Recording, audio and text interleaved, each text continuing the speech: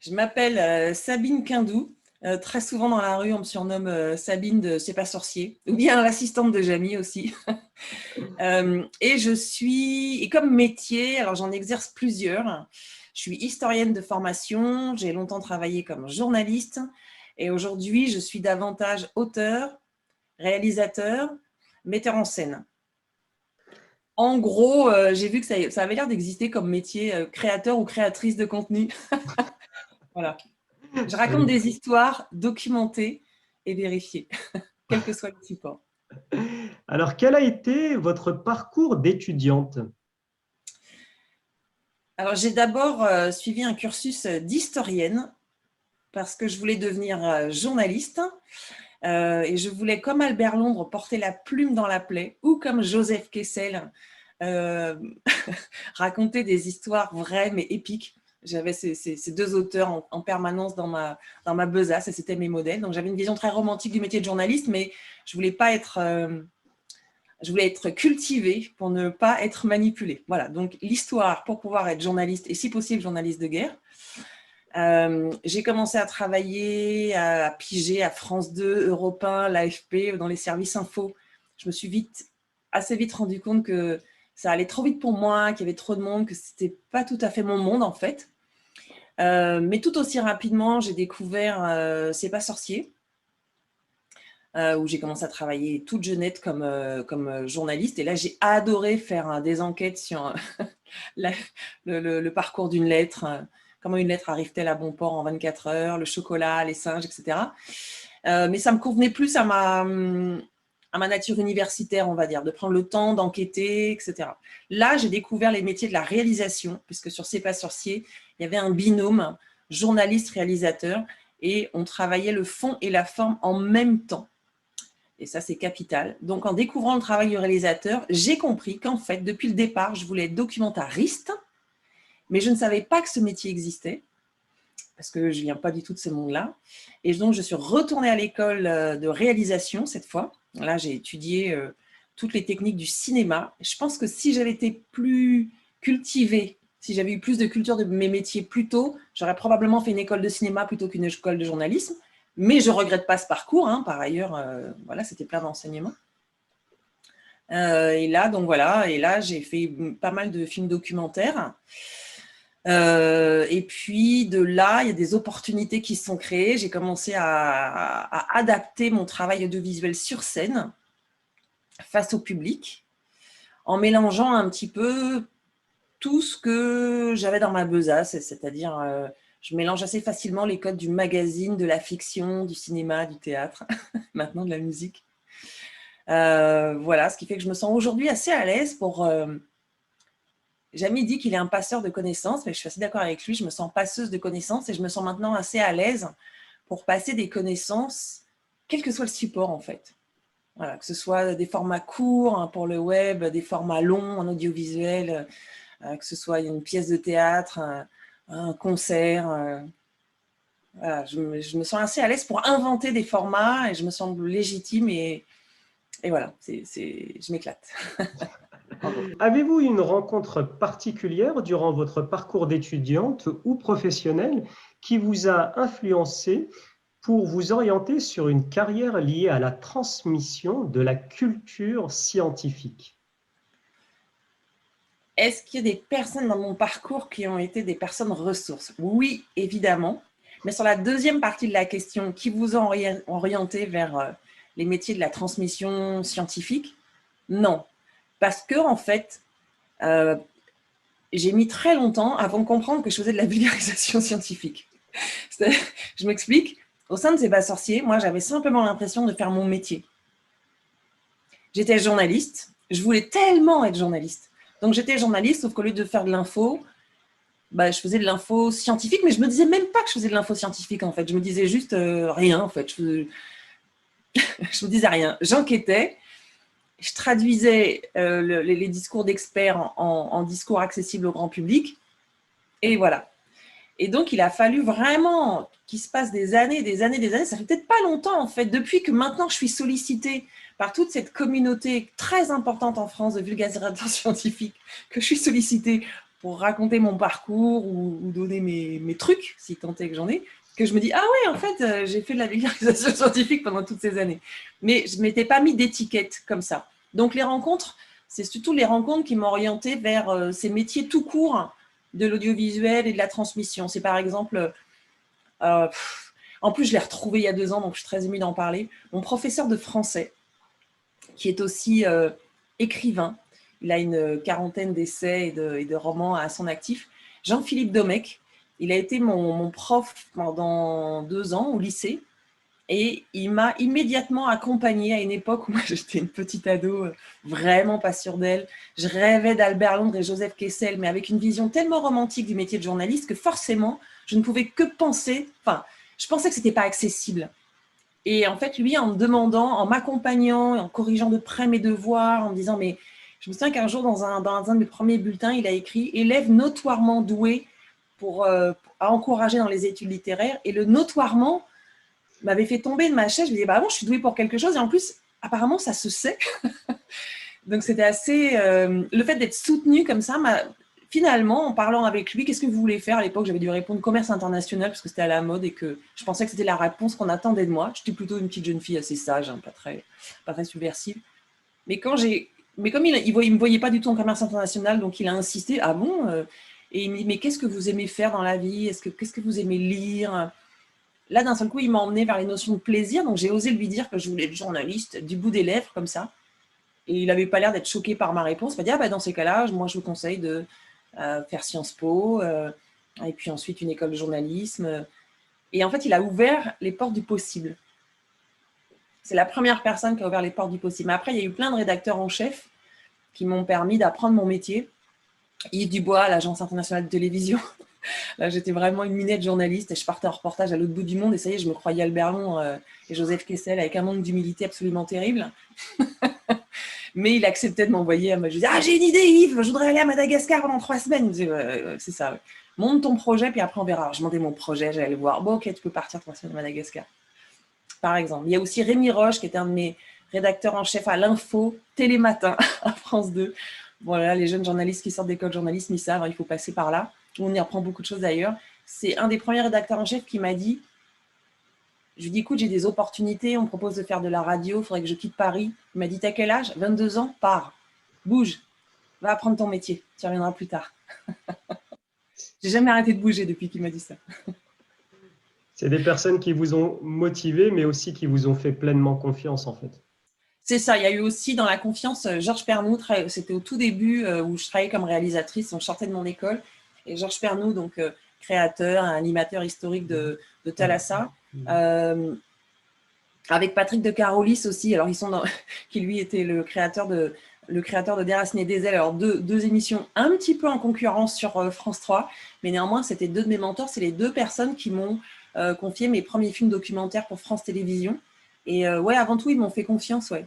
Et je me souviens que Georges Pernou, là, quand il a visionné mon premier film, qui pour le coup était ce qu'on appelle un documentaire incarné, c'est-à-dire que j'étais à l'image, j'avais des séquences super réussies et d'autres vachement maladroites. Et donc, il me dit, mais je ne comprends pas ce double ton dans votre film.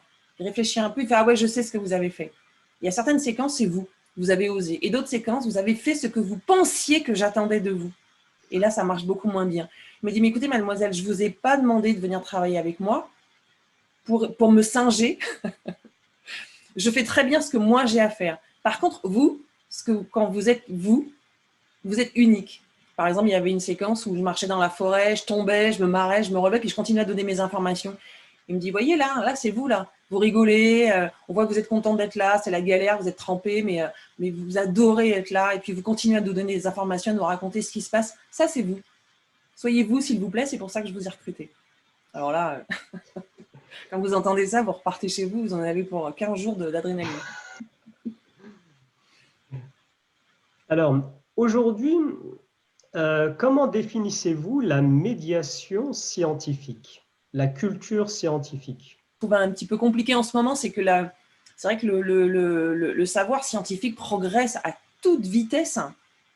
Et le mythe du XVIIe siècle, selon lequel un homme pouvait embrasser tout le savoir scientifique, n'est plus atteignable aujourd'hui.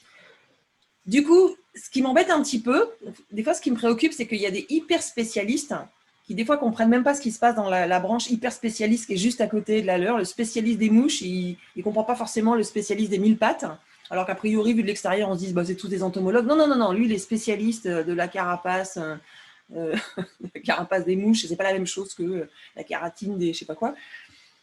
C'est sûr que pour le grand public, du coup, la distorsion, elle devient de plus en plus importante et que du coup, pour comprendre comment le monde fonctionne, ben, ça devient de plus en plus compliqué. Là, j'en veux pour exemple, quand le grand public a découvert la technologie de l'ARN messager utilisée dans des vaccins pour la première fois, d'un seul coup, il tombait de la lune. Qu'est-ce que c'est que cette nouvelle technologie? Bah non, elle n'est pas nouvelle en fait. Alors, dans les vaccins, oui, mais ce n'est pas une technologie nouvelle en réalité. Et la surprise, le grand public le découvrait au moment où on voulait lui en coller sous l'épiderme, par exemple. Donc, je me dis que là, la médiation culturelle, elle est plus que jamais importante. Et que l'enseignement des sciences est plus que jamais important. Enseignement à l'école dès le plus jeune âge, et puis médiation scientifique et culturelle d'ailleurs, mais pour moi, ça va ensemble. À tout va. Alors, la présence humaine est-elle pour vous nécessaire dans les différentes transmissions scientifiques grand public et en dehors de la télévision? Écoutez, pour moi, pour enseigner, alors le métier d'enseignant, respect, hein, mais bon, on ne va pas mettre tout le monde dans le même panier, mais on va dire dans ces métiers de transmission, l'enseignement, la médiation scientifique, je ne vois pas comment on pourrait faire ça sans présence humaine. Parce que pour moi, qui ne suis pas scientifique, mais le moteur, hein, c'est la curiosité et le plaisir de la découverte. Donc, c'est assez difficile et c'est l'empathie qui va créer ça. Si vous avez en face de vous quelqu'un qui vous transmet son enthousiasme parce qu'il a appris quelque chose, hein, ou qu'il est passionné par ce qu'il vient de découvrir et qui vous transmet non seulement la connaissance, mais aussi le plaisir de découvrir, on ne va pas aller bien loin s'il n'y a pas cette personne-là. Idriss Aberkan l'explique très bien, hein, le moteur de l'enseignement, pour qu'on apprend comment on apprend par plaisir. Vous devenez un expert, quelle que soit votre discipline, quand vous avez pratiqué 5000 heures. Personne ne va pratiquer 5000 heures, aucune discipline, s'il n'y trouve pas du plaisir.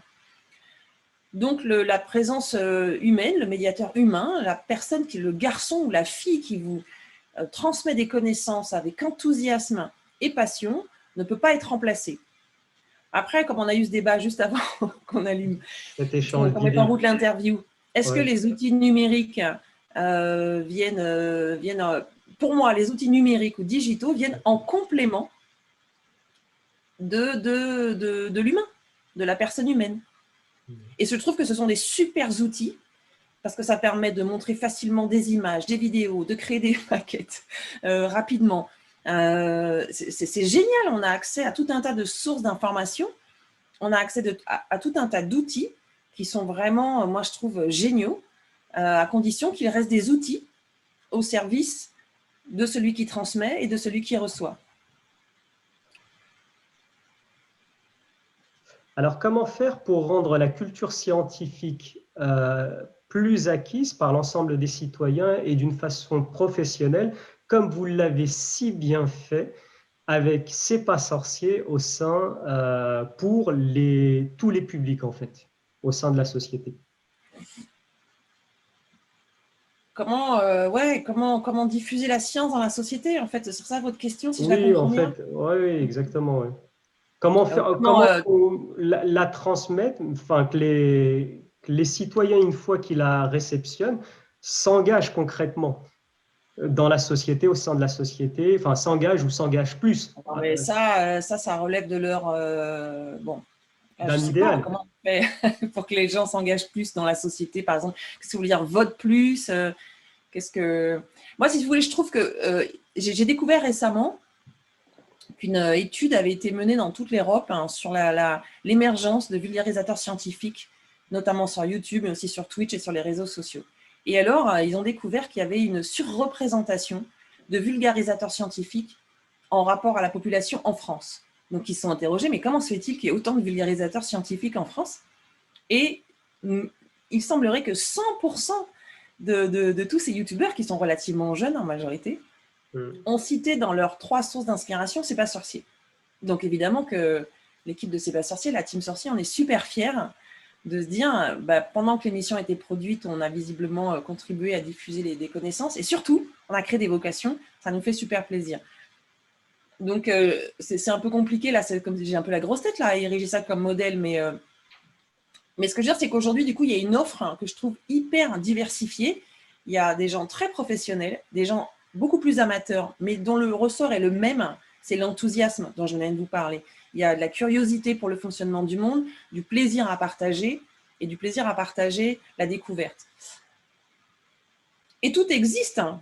Enfin, il y a tellement de formats. Moi, je suis vraiment épatée par la quantité de formats qui existent, hein, audiovisuels, des podcasts, des dessins animés, des publications, en veux-tu, en voilà. Donc, moi, je trouve que tout existe. Et après, ouais, c'est vrai que ce qui est compliqué, c'est au grand public de faire son choix dans une offre qui est parfois pléthorique et pas toujours de qualité. On est d'accord aussi là-dessus, mais il y a quand même beaucoup de choses de très bonne qualité. Et là, peut-être qu'il faut maintenant des médiateurs qui orientent vers les médiateurs. Voilà, c'est peut-être un peu le boulot des… Non, mais le boulot des enseignants que d'apprendre, en fait, dans cette offre pléthorique, où est-ce qu'on va chercher l'information, la connaissance, qu'est-ce que c'est qu'une source et comment est-ce qu'on apprend à faire confiance aux médiateurs ou aux journalistes. Il faut repérer ceux qui citent leurs sources. Ceux qui ne citent pas leurs sources, il faut leur demander pourquoi ils disent ce qu'ils disent. Moi, je trouve qu'il existe beaucoup de choses. C'est-à-dire qu'à l'époque de C'est pas sorcier, il y avait E égale M6, il y avait peut-être moins d'offres en termes de vulgarisation scientifique. Et aujourd'hui, il y en a vraiment énormément. Je me souviens qu'aussi, je vais reprendre les propos de Jamie qui disait « Pourquoi refaire un C'est pas sorcier ? L'offre est tellement pléthorique maintenant sur YouTube et il y a plein de gens super jeunes en phase avec la société, avec leur communauté qui le font si bien. À quoi servirait C'est pas sorcier ? Peut-être que C'est pas sorcier a fait son job à un moment donné, de donner envie à un tas de jeunes de faire de la vulgarisation scientifique. Et allez-y les gars, maintenant.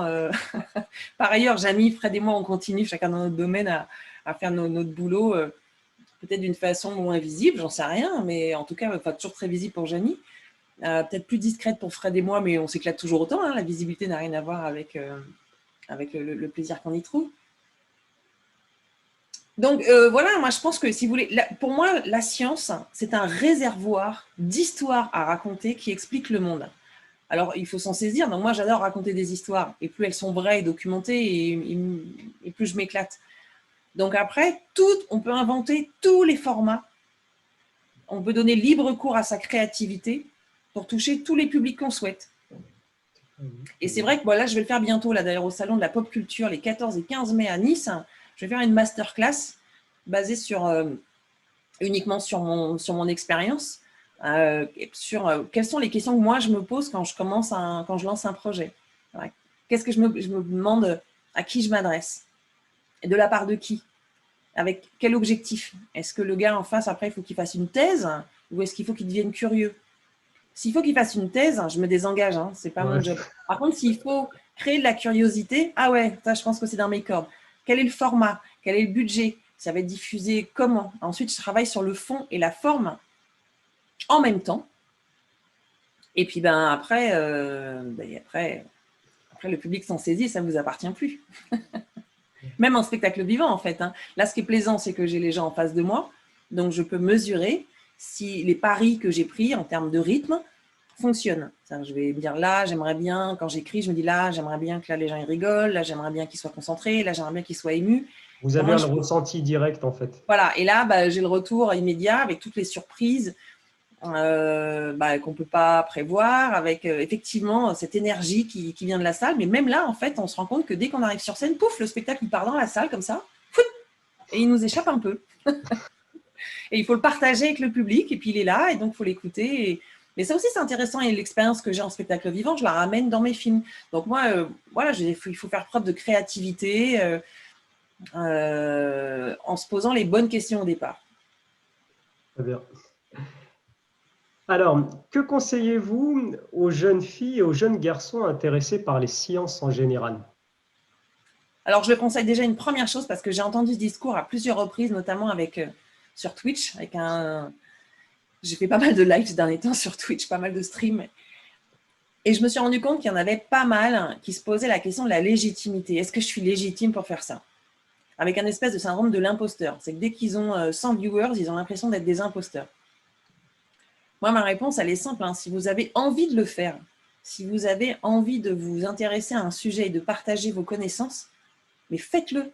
Parce que votre légitimité, elle ne vient que de là. La légitimité, elle ne vient pas de votre diplôme, elle ne vient pas du nombre d'années d'études que vous avez fait, elle ne vient surtout pas d'un collège de pairs qui vous aurait adoubé, vulgarisateur scientifique. Si vous avez envie de le faire, en toute conscience et en toute honnêteté, faites-le. Votre légitimité, elle vient de là.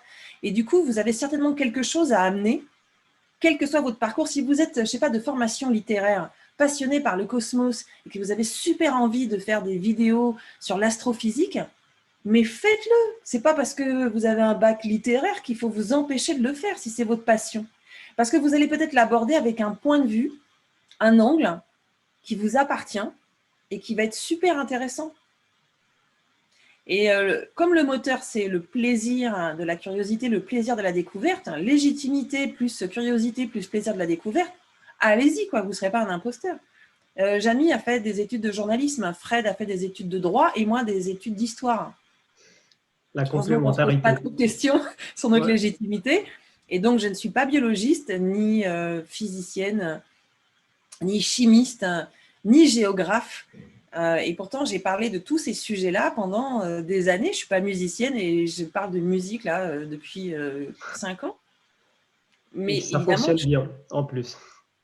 ouais, parce que du coup, je l'aborde, c'est de la vulgarisation. Et en fait, on peut vulgariser soit du point de vue de l'expert, c'est votre domaine d'expertise, vous transmettez vos connaissances. Soit du point de vue du non-expert, c'est ce que C'est pas sorcier, peut-être c'est cette voie-là qu'elle a ouvert peut-être cette émission.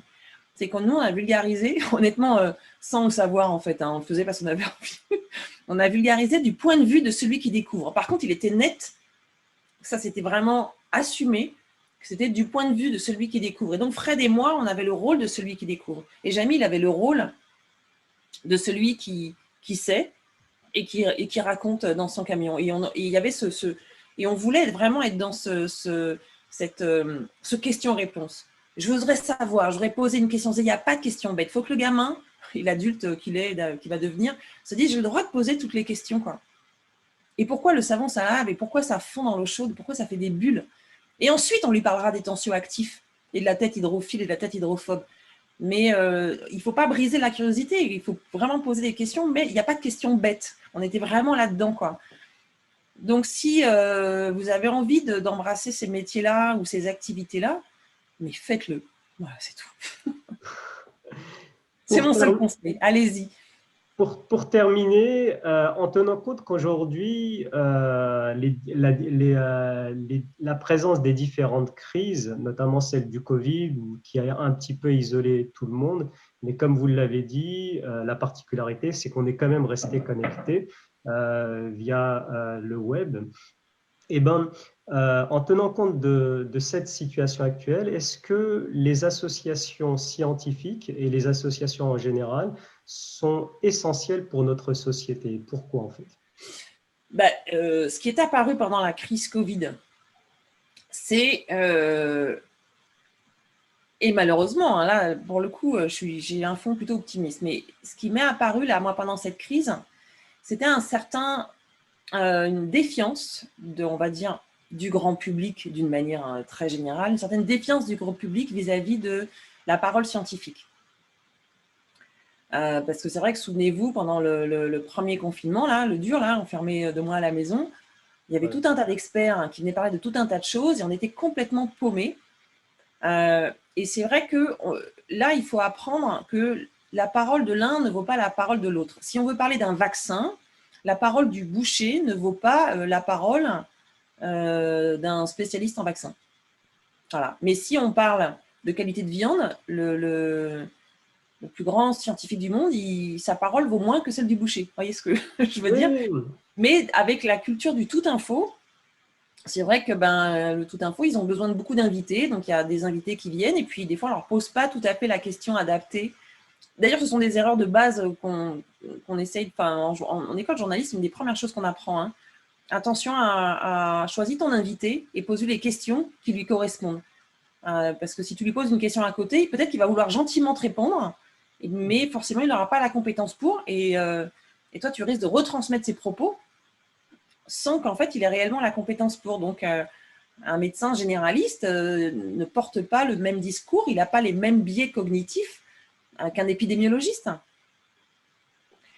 Et il y a un moment, il y a eu cette confusion, je pense, qui a jeté un certain discrédit et donc créé une certaine confusion. Alors déjà que le grand public était un peu en défiance de la parole politique, si maintenant elle est en défiance de la parole scientifique, ça se complique. Il y a aussi je ne sais plus si on l'a dit hors antenne ou à l'antenne, mais comme le savoir scientifique a tellement progressé, enfin, je sais pas, il y a un chiffre absurde qui dit que les connaissances scientifiques sont multipliées par 2 tous les je ne sais combien, tous les 10 ans, mais forcément, il y a une distorsion entre l'hyperspécialisation des scientifiques et la multiplication, enfin l'approfondissement du savoir et la perception du grand public, qui en est des fois encore à pourquoi un bateau ça flotte et pourquoi un avion ça vole, quoi. Donc du coup, c'est vrai que moi ça me préoccupe un petit peu parce que des fois je me dis comment est-ce qu'on peut participer à notre vie collective si on n'a pas confiance dans le politique, si on n'a pas confiance dans le scientifique, et si en plus on a l'impression qu'on n'y comprend plus rien et qu'on n'a pas les moyens de comprendre. C'est un peu rude là.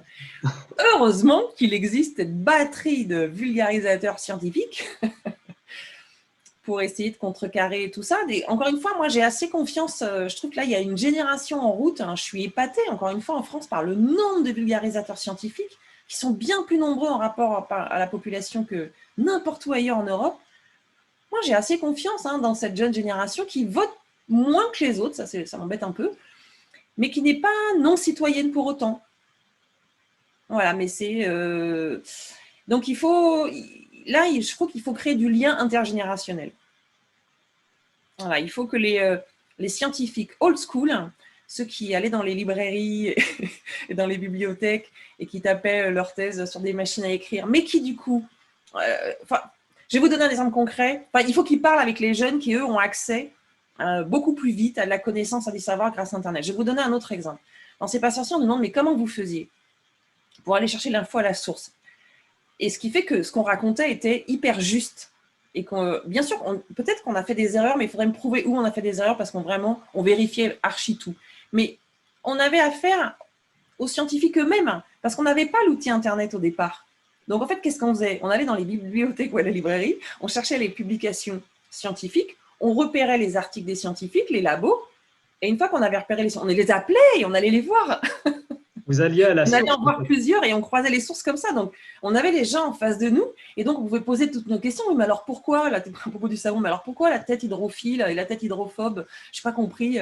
Madame la phoniatre, elle pouvait me réexpliquer l'histoire du larynx, la bascule pour la voix de tête. On les avait en face de nous, les gens n'étaient pas en train de chercher sur Internet avec le risque de tomber sur des mauvaises sources, mal identifiées, ou d'interpréter ce qu'on lisait. On n'était pas dans ce truc-là. Et quand on est passé à l'outil numérique et que d'un seul coup, ouf, ça allait beaucoup plus vite quand même, parce qu'on n'était pas obligé de chercher les gens au téléphone sur le Minitel, etc. N'empêche qu'on avait tout ce background qui était déjà là. Donc, sur l'identification des sources, sur ne pas se tromper d'invité, ne pas se tromper d'expert, ne pas poser des questions sur la qualité de la viande à un épidémiologiste ou vice-versa, on avait déjà enregistré tout ce background. Donc, créons du lien intergénérationnel pour que les compétences des uns et des autres deviennent complémentaires. Moi, je ne pense pas que... je ne cultive pas du tout le mythe du bon vieux temps. Donc, je pense qu'il y avait des techniques de travail qui étaient super intéressantes. À l'époque, on n'avait pas accès via le numérique à toutes ces sources d'informations.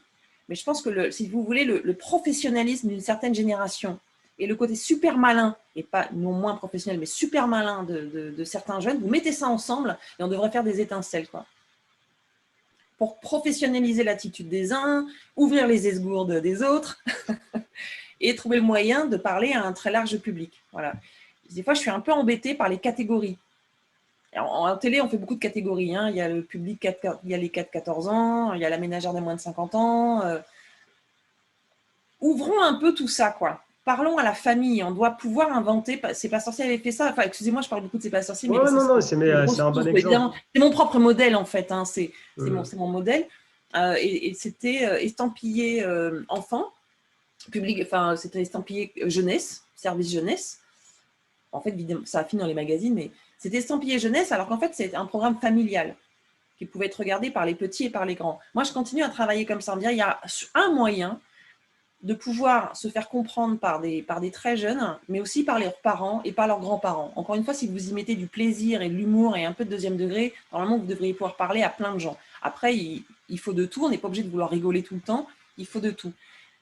Mais même si le produit n'est pas transgénérationnel, par contre, je pense que c'est intéressant qu'en amont, on puisse avoir plus de liens générationnels. Voilà, donc que les chercheurs, les scientifiques qui sont déjà en poste depuis 20, 25, 30 ans, qui ont beaucoup d'expérience, aillent travailler avec des petits jeunes, des doctorants, des jeunes ingénieurs qui sont malins comme tout, qui savent bien utiliser tous ces outils, et que les uns et les autres s'écoutent et communiquent ensemble. Et là, je pense qu'on peut créer des produits de vulgarisation scientifique, mais d'enfer. Parfait.